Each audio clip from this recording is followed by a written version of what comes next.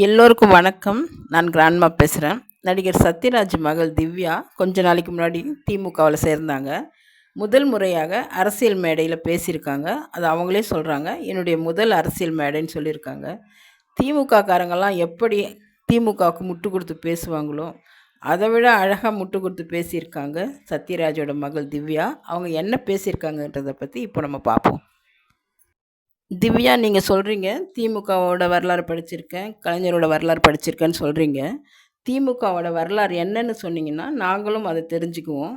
கச்சத்தீவை இலங்கை கிட்ட கொடுத்ததற்கு கலைஞருக்கு முக்கிய பங்கு இருக்குன்னு சொல்கிறாங்களே, அந்த வரலாறு உங்களுக்கு தெரியுமா? திமுகவோட வரலாறு படித்தா மனித நேயம்னா என்னன்னு தெரியும்னு சொல்கிறீங்க. முன்னாள் பிரதமர் திருமதி இந்திரா காந்தி அவர்கள் தமிழ்நாட்டிற்கு வந்திருந்த போது திமுககாரர்கள் அவங்க வரக்கூடாதுன்னு சொல்லி கருப்பு கொடி காட்டி கல்லால் அடித்தாங்க. அப்போ அவங்க தலையில் அடிபட்டு ரத்தம் வந்தது. அந்த ரத்தத்தால் சேலையெல்லாம் ரத்தத்தால் நனைஞ்சு போயிடுச்சு. அதை பற்றி கலைஞர்கிட்ட கேட்டபோது அது மாதவிடாய் ரத்தம்னு சொன்னார். இதுதான் மனித நேயமா திவ்யா? கலைஞரோட வரலாறு படித்ததாக சொல்கிறீங்க. 1989 சட்டசபையில் கலைஞருக்கு முன்னாடியே முன்னாள் முதல்வர் செல்வி ஜெயலலிதா அவர்களை பொண்ணுன்னு கூட பார்க்காம சேலையை பிடிச்சி இழுத்து முடியை பிடிச்சி இழுத்து அவங்கள அடித்து அவமானப்படுத்தினாங்களே, அந்த வரலாறு படிச்சிங்களா? தெரியலன்னா உங்கள் அப்பா கிட்ட கேளுங்க.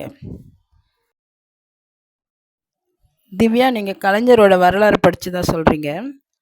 1989 சட்டசபையில் கலைஞருக்கு முன்னாடியே முன்னாள் முதல்வர் செல்வி ஜெயலலிதா அவர்களை பெண்ணுன்னு கூட பார்க்காம சேலையை பிடிச்சி இழுத்து முடியை பிடிச்சி இழுத்து அவங்கள அடித்து அவமானப்படுத்தினாங்களே, அந்த வரலாறு படிச்சிங்களா? தெரியலனா உங்கள் அப்பா கிட்ட போய் கேளுங்க, அவர் சொல்லுவார். அப்புறம் என்ன சொல்கிறீங்க? எல்லா ரிலிஜனுக்கும் மரியாதை தருகிற ஒரே தலைவர் கழக தலைவர் தான் சொல்கிறீங்க. நம்முடைய சிஎம்மை தான் சொல்கிறீங்கன்னு நினைக்கிறேன். இன்றைக்கி தமிழ் புத்தாண்டு, ஏன் வாழ்த்து சொல்லலை? மற்ற மதத்து பண்டிகைக்கெல்லாம் வாழ்த்து சொல்கிறாருல்ல, இந்துக்கள் பண்டிகைக்கு மட்டும் ஏன் வாழ்த்து சொல்கிறதில்ல? நீங்கள் திமுகவுக்கு முட்டு கொடுங்க, வேறு வழி இல்லை. அந்த கட்சிக்கு போன பிறகு முட்டு கொடுத்து தான் ஆகணும். அதுக்காக பொய் சொல்லாதீங்க. திவ்யா, நீங்கள் அப்புறம் என்ன சொல்கிறீங்க? திராவிட மாடல் ஆட்சி தான் தமிழ்நாட்டை காக்கும், திராவிட மாடல் ஆட்சி தான் பெண்களை காக்கும், திராவிட மாடல் ஆட்சி தான் இந்த நாட்டை காக்கும்னு சொல்கிறீங்க. இந்த ஆட்சியில் தான் சின்ன குழந்தைங்கள்லேருந்து வயசான பெண்கள் வரைக்கும் பாதுகாப்பு இல்லைன்னு பொதுமக்களே சொல்கிறாங்க. எல்லாமே திராவிடம் திராவிடம்னு சொல்கிறீங்களே, உங்கள் அப்பாவுடைய பெயரை புரட்சி தமிழன்றதுக்கு பதிலாக புரட்சி திராவிடன் மாற்றிட சொல்லுங்களேன். திவ்யா, நீங்கள் அடுத்ததாக என்ன சொல்கிறீங்க? அறநிலத்துறை அமைச்சர் திரு சேகர் பாபு பற்றி பேசுனீங்க. அவருடைய பேச்சு ரொம்ப பிடிக்கும்னு சொன்னீங்க. அவருடைய பேச்சு இப்போது சமூக வலைதளங்களில் வைரல் ஆகிக்கிட்டு இருக்குது. அந்த பேச்சை தான் ரொம்ப பிடிக்கும்னு சொன்னீங்களா திவ்யா? ஹலோ, சொல்லுங்க. அதான் தன்ராஜ் பேசுறேன், நான் கொளத்தூர்ல இருந்து. யாரு? தன்ராஜ் பேசுறேன், நான் கொளத்தூர்ல இருந்து. என்னங்க? நானும் உங்க கட்சியில திமுகல இருக்கட்டும், நேர்ல வா. நேரில் வரவா? வேற என்ன? மகேசன் கூட வரேண்ணா. இருக்கட்டும், யார் கூட வேணா என்ன? நீ போன்ல பேசினா பேசிடணுமா? ஏன் பேசக்கூடாதாண்ணா? ஏன் நேர்ல வா.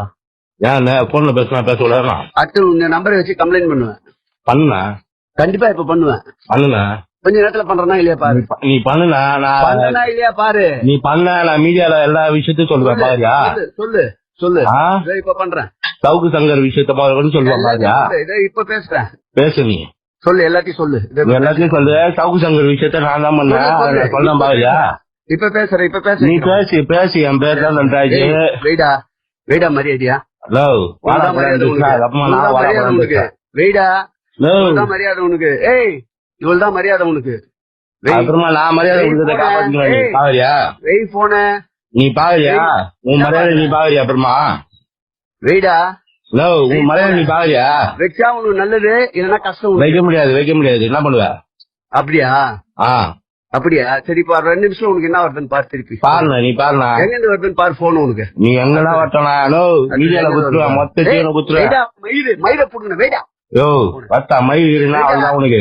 வெயிடா போன. யோ வத்தா உங்க அண்ணன் மரியாதை குத்தா மயில் பேசுகிறேன். டேய் வெயிடா போன. டேய் வெயிடா, உனக்கு எத்தனை போன் இப்போ? நீ எத்தனை? நீங்கள் விஜய் பற்றியும் பேசுகிறீங்க. விஜய் தனி விமானத்தில் ஃப்ரெண்டு கல்யாணத்துக்கு போனதாக சொல்கிறீங்க. அவரோட பணத்தில் அவருடைய ஃப்ரெண்டு கல்யாணத்துக்கு போகிறாரு. மக்கள் வரி பணத்தில் அவர் போகலையே, இதில் உங்களுக்கு என்ன பிரச்சனை திவ்யா? மழை வந்தாலும் வெள்ளம் வந்தாலும் நமக்காக இறங்கி வேலை செய்கிறாரு நம்முடைய துணை முதல்வர்னு சொல்கிறீங்க.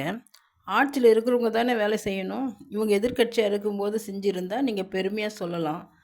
இறங்கி வேலை செய்கிறது அவங்களுடைய கடமை. மழை வந்தாலும் வெள்ளம் வந்தாலும் நமக்காக இறங்கி வேலை செய்கிறாரு நம்முடைய துணை முதல்வர்னு சொல்கிறீங்க.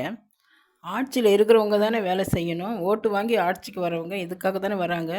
இவங்க எதிர்க்கட்சியாக இருக்கும்போது செய்திருந்தால் நீங்கள் பெருமையாக சொல்லலாம். இறங்கி வேலை செய்கிறது அவங்களுடைய கடமை. இது கூட உங்களுக்கு தெரியாதா திவ்யா? திவ்யா, நீங்கள் ஏதோ ஒன்று எதிர்பார்த்து தான் அந்த கட்சிக்கு வந்திருப்பீங்க. அவங்கள நீங்கள் புகழ்ந்து தான் பேசி ஆகணும். அதுக்காக மற்றவங்களை நீங்கள் குறைச்சி மதிப்பிடாதீங்க. உங்கள் ஆசை நிறைவேற வாழ்த்துக்கள். பிடிச்சிருந்தால் லைக் பண்ணுங்கள், ஷேர் பண்ணுங்கள், உங்கள் கருத்தை பதிவு பண்ணுங்கள். மறக்காமல் சப்ஸ்கிரைப் பண்ணுங்கள். நன்றி, வணக்கம்.